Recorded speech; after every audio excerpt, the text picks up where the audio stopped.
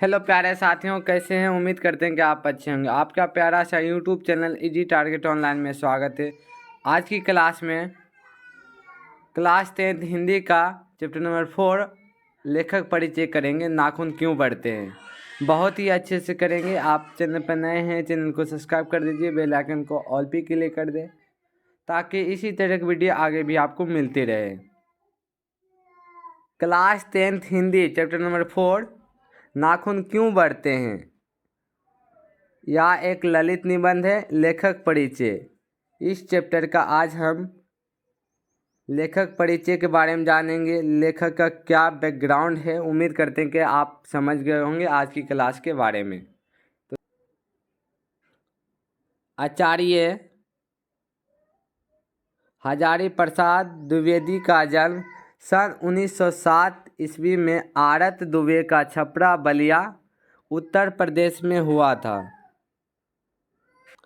संस्कृति, प्राकृति, अपग्रंथ, बांग्ला आदि भाषा व उनके साहित्य के साथ इतिहास, सांस्कृतिक, धर्म, दर्शन और आधुनिक ज्ञान विज्ञान की व्यापकता व गहनता में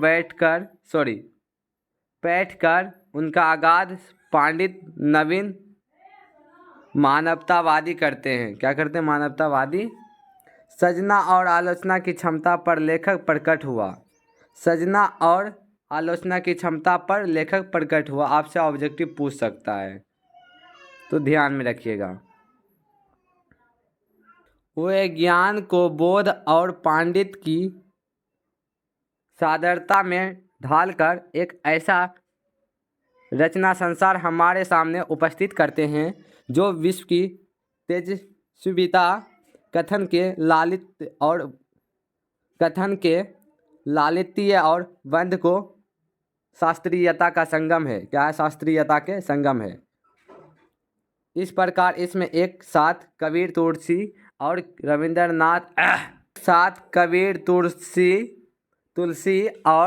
रविंद्रनाथ एकार हो उठे। क्या हुए? एकार हो उठे।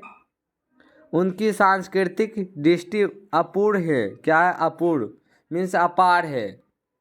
उनके अनुसार भारतीय संस्कृति किसी एक जाति की देन नहीं है। किसी एक जाति का देन नहीं है। इसका कहने का मतलब यह है कि कोई ऐसा नहीं जात है कि संस्कृति के वो जात ने दे दिया इसको। ठीक है। बाल के समय पर उपस्थिति अनेक जातियों के सो के लवन और श्रेष्ठ साधन सो के लवन नील सहयोग से विकसित हुए। श्रेष्ठ साधना सो के लवन और लवन नील सहयोग से विकसित हुए। मीन्स उपस्थित मीन्स क्या? विकसित मीन्स निकला। प्रमुख रचनाएं, इनकी रचनाएं प्रमुख कौन कौन सी है, चलिए देख लेते हैं। अशोक के फूल, कल्पता, विचार और वितरक, कुदल्ज, विचार प्रभाव, आलोक पर्व एवं प्राचीन भारत के कलात्मक विनोद। क्या है? कलात्मक विनोद। उम्मीद करते हैं कि समझ गए होंगे। निबंध संग्रह, इसका निबंध संग्रह कौन कौन सी है, चलिए देखते हैं। बाण भट्ट की आत्मकथा, चारू चंद्र लेख, पुनर्मा, अना मद्रास का पोथा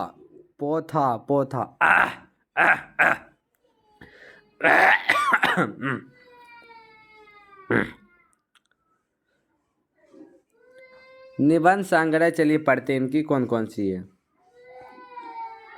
बाण भट्ट की आत्मकथा, चारुण चंद्र लेख, पुनर्मा, अनाम दास का पोथा। क्या है? पोथा। अब चलिए इनकी उपन्यास पढ़ते हैं कौन कौन सी है। सुर साहित्य, कबीर, मध्यकालीन बोध का स्वरूप, नाथ संप्रदाय, कालिदास की लालित्य आलोचना, हिंदी साहित्य की कायोग, आदिकाल हिंदी साहित्य की भूमिका।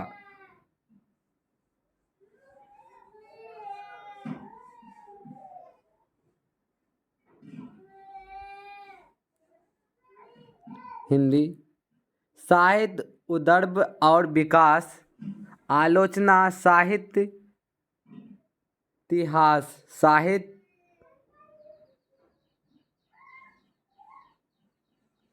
आलोचना साहित्य इतिहास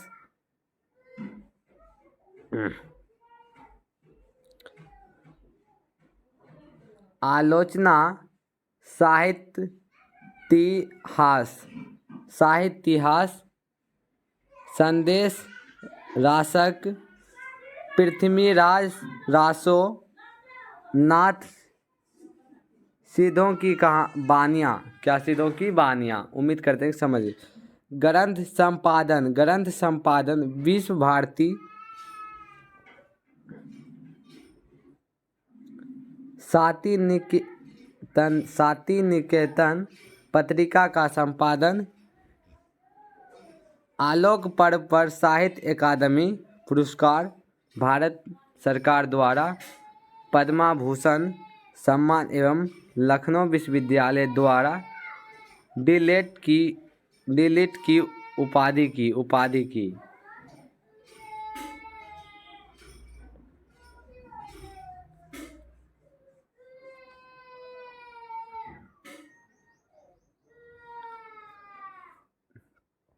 वे काशी हिंदू विश्वविद्यालय, शांति निकेतन विश्वविद्यालय, छत्तीसगढ़ विश्वविद्यालय आदि में प्रोफेसर एवं प्रशंसनिक पदों पर मीन्स क्या, पद पे रहे। उम्मीद करते हैं समझ गए होंगे।